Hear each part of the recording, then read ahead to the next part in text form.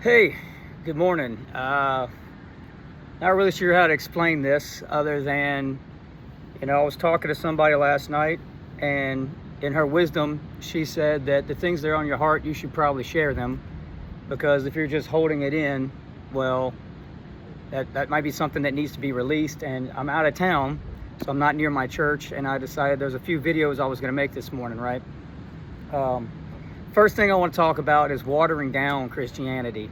It's probably no secret to anyone that for the past 20 years, have not lived a Christian lifestyle, even though I was encouraged and surrounded by others.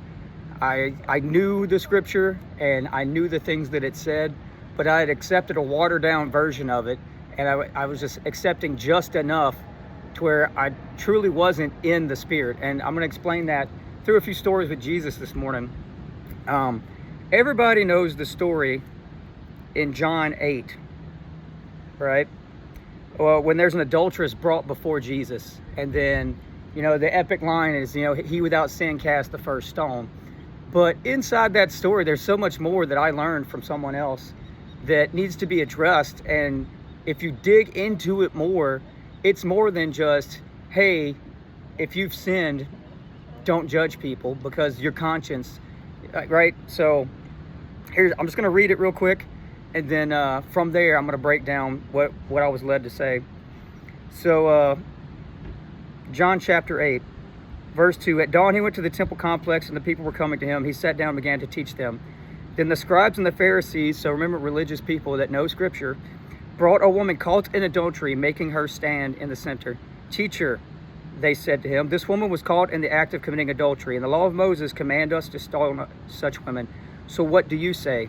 They asked this to trap him in order that he might have evidence to accuse him. Now, in order to understand what's going on there, and the word trap, I never really understood how they were going to trap him. I thought it was just, in general, it was a crowd thing where they were just trying to get him. But no, if you actually go back into Leviticus chapter 20, verse 10, if a man commits adultery with a married woman, if he commits adultery with his neighbor's wife, both the adulterer, note what's going on there, not just the adulteress, both the adulterer and the adulteress must be put to death. And the same thing is echoed in Deuteronomy 20:22. Shoot, I lost the chapter. Yeah, but same thing. So the next book of the Bible, Deuteronomy, says the exact same thing. If an adulterer and adulteress are caught in adultery, both of them are the ones that are going to be condemned to the punishment. Notice what the Pharisees and the scribes did. They just brought the woman, right? So according to law, this person should be condemned to death. But according to the law, both people have to be held accountable, and both of them are the ones that are going to be condemned. Now, how can you say that this woman was caught in adultery and not also know who the adulterer is? So if you go back to John, and I think this is great because it's really, to me, I can't prove this, but this is what I think. So here's what happens. Jesus stooped down and started writing the ground with his finger. When they persisted in questioning him, he stood up and said to them, the one without sin among you should be the first to throw a stone at her. I can't prove this, but what I like to believe, and I say just my opinion, is Jesus actually sat down, stooped down, took his finger, and wrote the law from Deuteronomy and Leviticus.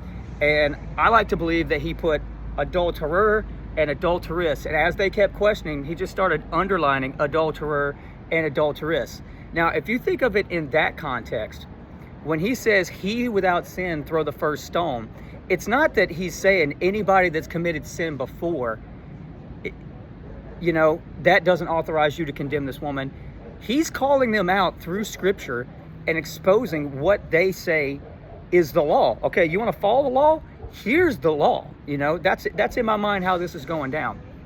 And then slowly, one by one, they throw their stones down.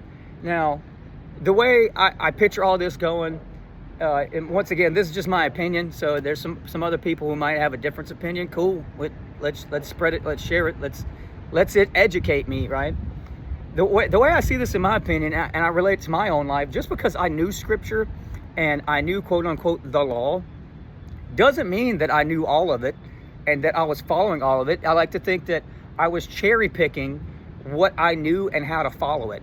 So, you know, the whole he without sin cast the first stone, you know, for my entire lifetime, whatever interpretation I had is what other people were telling me and not what I dove into for an understanding. So yeah, people who knew the law were going to accuse Jesus to trap him. And not everybody in that group, obviously, was as adept with the scripture as the others around them. So what you wind up having is a group of people who are following the crowd. So, and we relate that to today's, you know, modern believers. Sometimes you're just a dude in church who's just going along with everybody, and you don't know the deeper things that Christ has for you. You don't know all the things beyond that little surface level of understanding and education.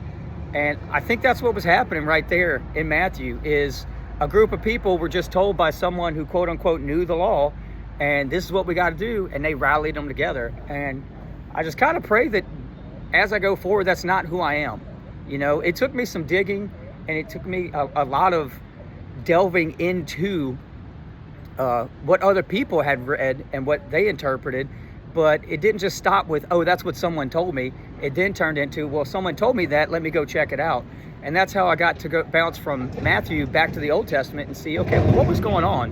What was really the trap there for Jesus? And I think it's also the same trap that we have for ourselves, you know, in a sense of, if we just take whatever surface level information we get and we don't dig into it more and we don't pray on it, then we're just accepting something that's a fraction of what it could be. And that's the story that I've got for everybody this morning. You know, if you enjoyed it, cool. If you have a difference of opinion, let me know.